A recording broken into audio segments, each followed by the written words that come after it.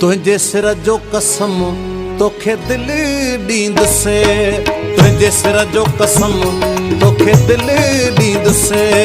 तूं वठी न वठी दिल हथ में खणी तुझे घर ईंदुसे। तूं वठी न वठी दिल हथ में खणी तुझे घर ईंदुसे।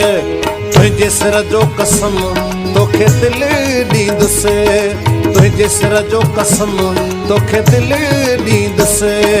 तूं वठी न वठी दिल हथ में खणी तुझे घर ईंदुसे।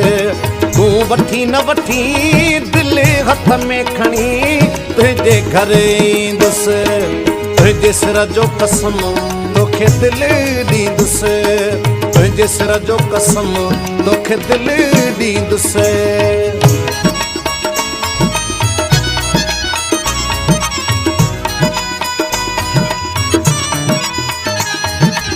गुलशन सोनरो।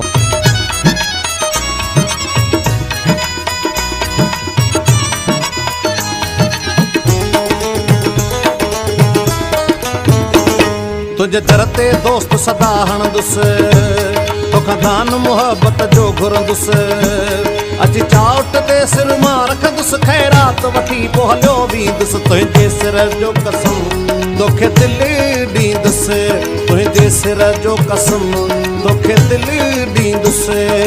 तूं वठी न वठी दिल हथ में खणी तुंहिंजे घर ईंदुसि। तूं वठी न वठी दिल हथ में खणी तुझे घर ईंदुसि। तुझे सिर जो कसम तोखे दिल ॾींदुसि, तुझे सिर जो कसम तोखे दिल ॾींदुसि।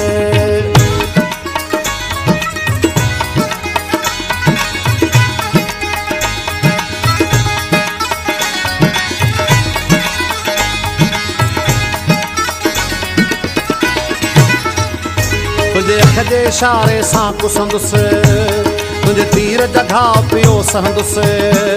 तुझे नाज़ अॻियां पियो मां निमंदुसि, तुझे सूंहं अॻियां सदके थींदुसि। तुंहिंजे सिर जो कसम तोखे दिल ॾींदुसि, तुंहिंजे सिर जो कसम तोखे दिल ॾींदुसि। तूं वठी न वठी दिल हथ में खणी तुंहिंजे घर ईंदुसि। तूं वठी न वठी दिल हथ में खणी तुझे घर ईंदुसि। तुझे सिर जो कसम तोखे दिल ॾींदुसि, तुझे सिर जो कसम तोखे दिल ॾींदुसि।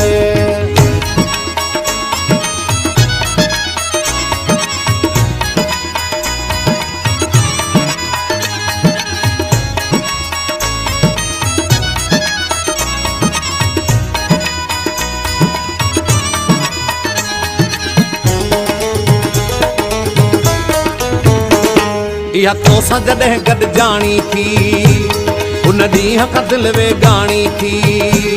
कॾहिं रोए चंदुर निमाणी थी, तुंहिंजे कदमनि में उछलाईंदुसि। तुंहिंजे सिर जो कसम तोखे दिल ॾींदुसि, तुंहिंजे सिर जो कसम तोखे दिल ॾींदुसि। तूं वठी न वठी दिल हथ में खणी तुंहिंजे घर ईंदुसि। तूं वठी न वठी दिल हथ में खणी तुझे घर ईंदुसि। तुझे सिर जो कसम तोखे दिल ॾींदुसि, तुझे सिर जो कसम तोखे दिल ॾींदुसि।